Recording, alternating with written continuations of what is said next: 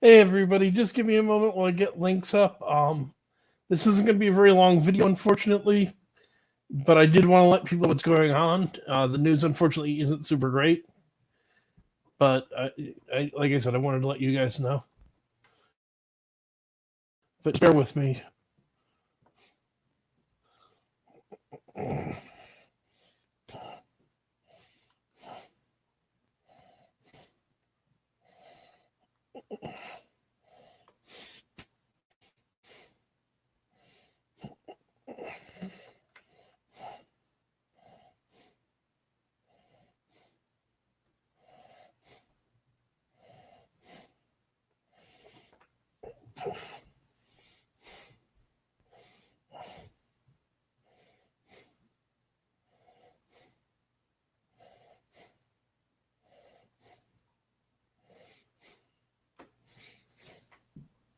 Okay, good evening, ladies and gentlemen. Welcome to what's going to be a very short episode of Paranormal Encyclopedia.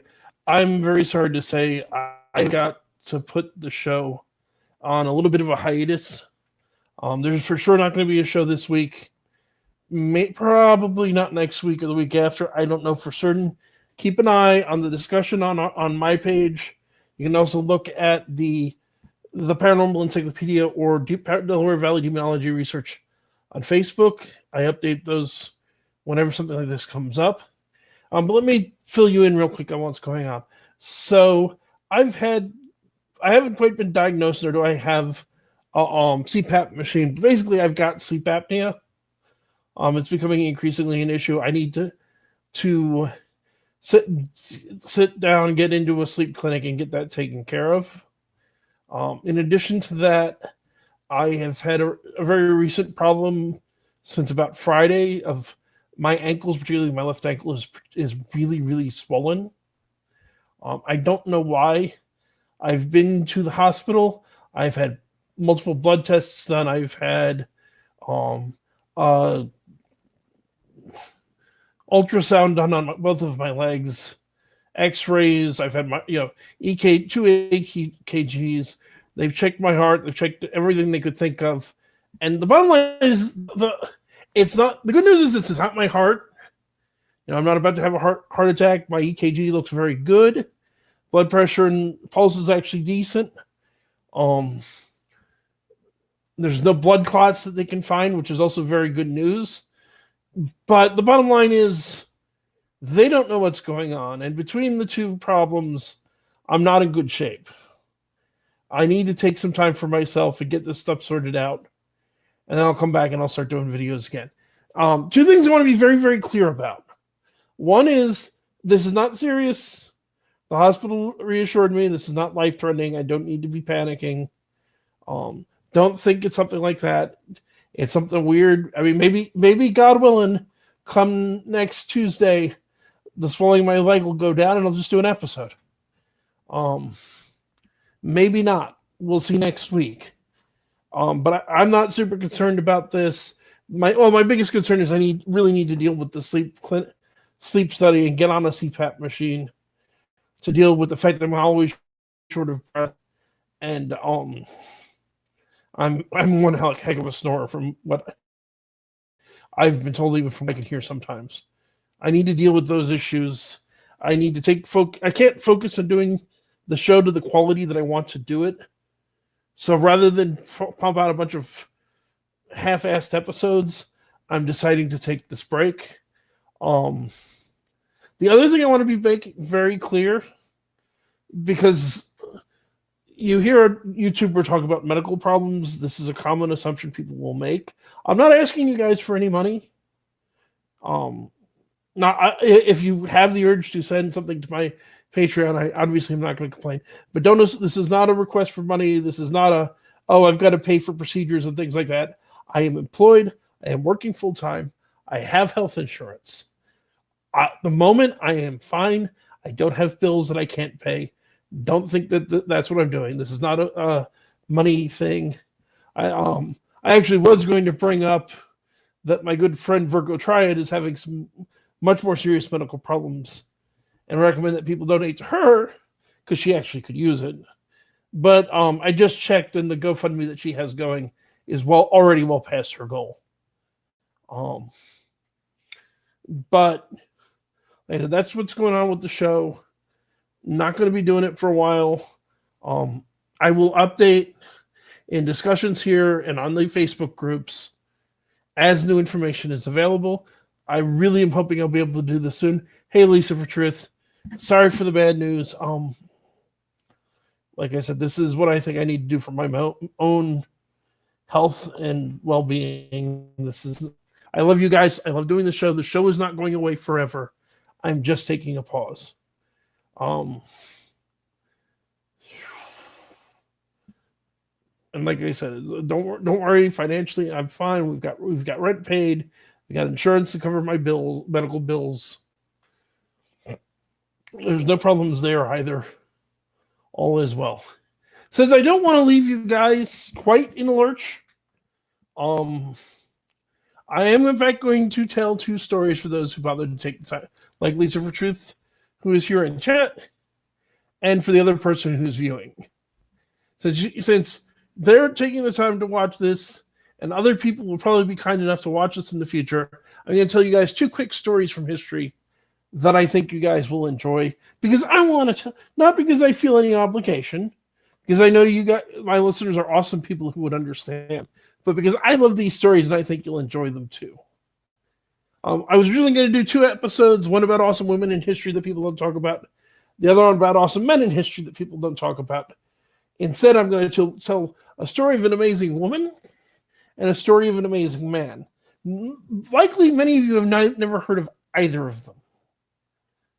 One is a woman by the name of Julie de Albany. If you remember me in previous episodes talking about, I was going to tell the story of this woman who was like a Dungeons and Dragons bard. This is the woman. She lived from sometime between 1670 and 1673, they're not quite sure, and 1707 in France. There's a lot of questions about her life, although we know she was an opera singer and a duelist and some other cool things. But so she was born at some point to Gaston d'Albany, who was a secretary to Louis de Lorraine, Comte de Armagnac, who was the master of horses to King Louis XIV. Her dad was in charge of training the court pages, so the daughter learned dancing, reading, drawing, and fencing alongside the pages. In 1687, the Count had her married to Sir de Maupin of Saint Germain en Laye, and she became Madame de Maupin, or simply La Maupin per French custom. Her husband was given an administrative post in the south of France, but La Maupin stayed in Paris with the Count, and it's widely believed that she actually served as his mistress. It was common at the time for such relationships and to marry them off so that it wasn't too big a thing. The Count being much higher in station than her husband, she stayed with the Count. Around 1687, she became involved, aside from the Count and her husband, with an assistant fencing master called Serains. When he killed a man in an illegal duel, the 2 of them fled to Marseille. And this is where her story gets crazy. This woman traveled around 17th century France, dueling men, drinking, singing opera, having a number of affairs with both men and women. And when I say she dueled to the death, and she won repeatedly. And then it gets crazier still. She fell in love with a woman. The problem is that the woman's father didn't approve. The 17th century France, bisexual and lesbian relationships weren't exactly widely accepted. So her father sent her to a convent. This did not stop Julie de Albany, who proceeded to decide to find herself a dead body,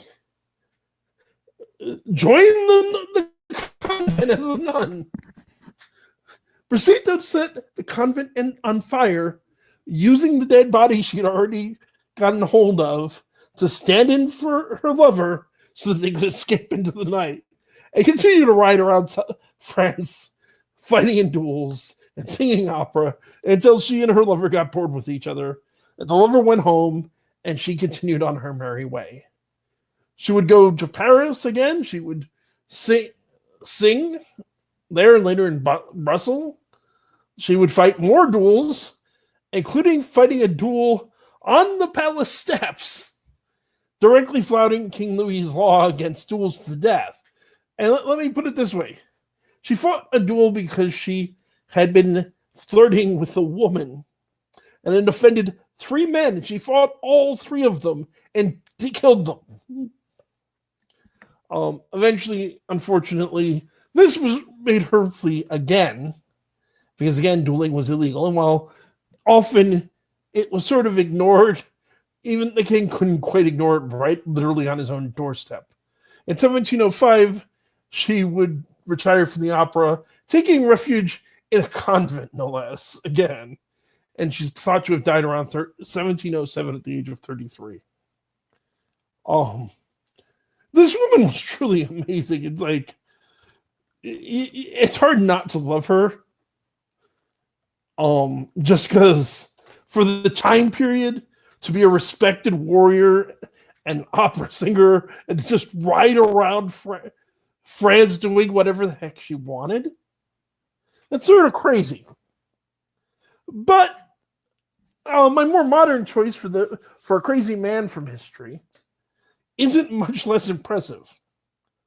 So the gentleman in question is John Malcolm Thorpe Fleming Churchill. He was a captain in the British Army during the Second World War. His life was from 1906 to 1996. He was also known as Fighting Jack Churchill or Mad Jack Churchill.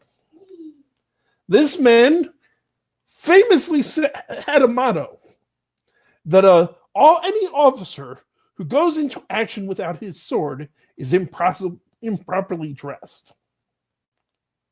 Mad Jack carried the normal weapons of a soldier in World War II. He had a rifle, he had grenades. He carried a couple of things that were an army issue.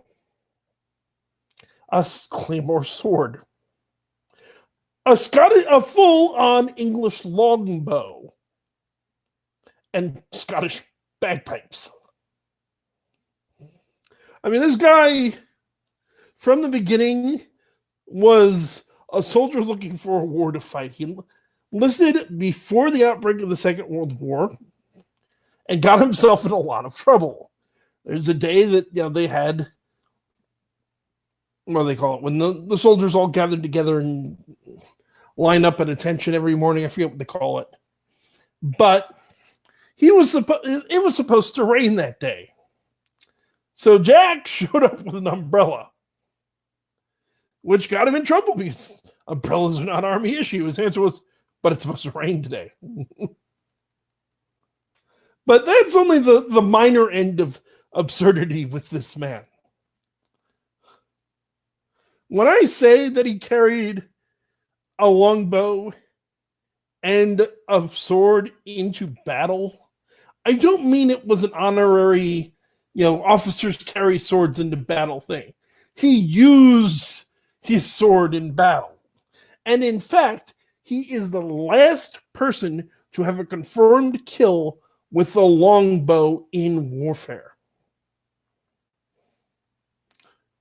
When the commando units were first starting, he thought that was a really interesting idea and volunteered. He was the second in command of the number 3 Commando in Operation Archery, a raid on the German garrison at Vagassi, France, December 27th, 1941.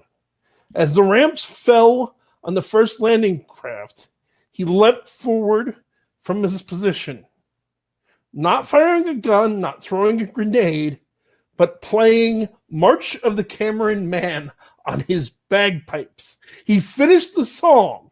Then he threw the grenade and charged into battle. For his actions at both Dunkirk and Vagsay, he received the Military Cross and Bar. He fought throughout Europe. Eventually, he was captured. No, I don't mean a bunch of troops showed up, surrounded him with guns, and captured him. He was in a church tower.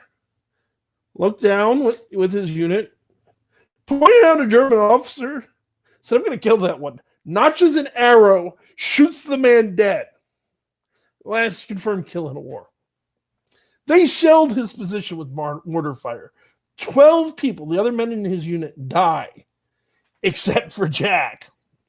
They capture him and they drag him to a POW camp. He doesn't approve of this. So what does he do? He walks 180 miles. Just walks out of the camp, digs a tunnel out of the camp with an Air Force officer by the name of Bertram James, and just proceeds to walk to the Baltic coast. They were captured near the city of Rostock, a few kilometers from the sea. And they dragged him back. And they sent him to another camp, where he escaped again.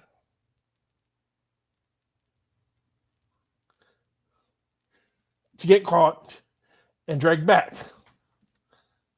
He walked when the camp was freed, and he's told the bad news. The war's just about over. The Allies are winning. It's 1945.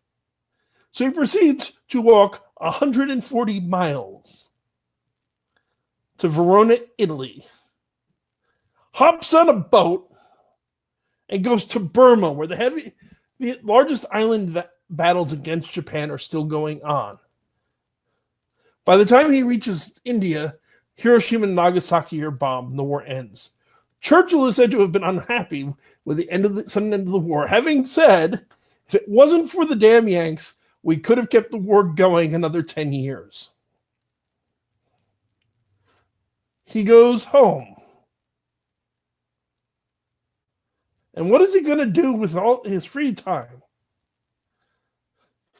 He looks around. He sees the Thames River. Well, here we go.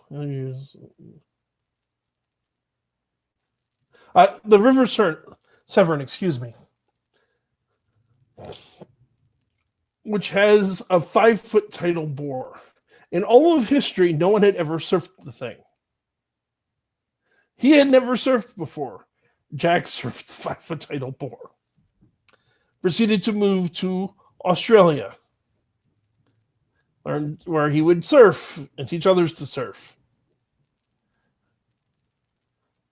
And teach commando skills. Eventually, he would, his time in the army would end. He would move. He retired, and he continued to be odd. He would startle train guards and passengers because he would open the window of the train and throw his briefcase each day on the ride home. He would later explain that he was tossing his case into his own back garden so he wouldn't have to carry it from the station. He also would enjoy sailing coal-fired ships on the Thames and playing with radio-controlled modeled warship ships. This guy was insane. That's right. Yes, as my fiance just said, that's why we love him. There's been joking speculation among my friends ever since I first heard this story of who was Jack really. One theory that my fiance likes is that he was the Norse god Thor, who either one, lost his hammer, came to Earth looking for it, got distracted by the war, or wanted to join the fun of the war, but didn't want to be unfair to the mortals, so he left his hammer at home. I have a different theory. Not that I'm necessarily endorsing either of these explanations of his life is true. But according to British legend, in its darkest hour, when England needs him the most, King Arthur will return. The dude ran around with a sword, for heaven's sakes. Who does that in the 20th century? And not like for show. Not as a sign he's an officer. He fought with a sword and a bow.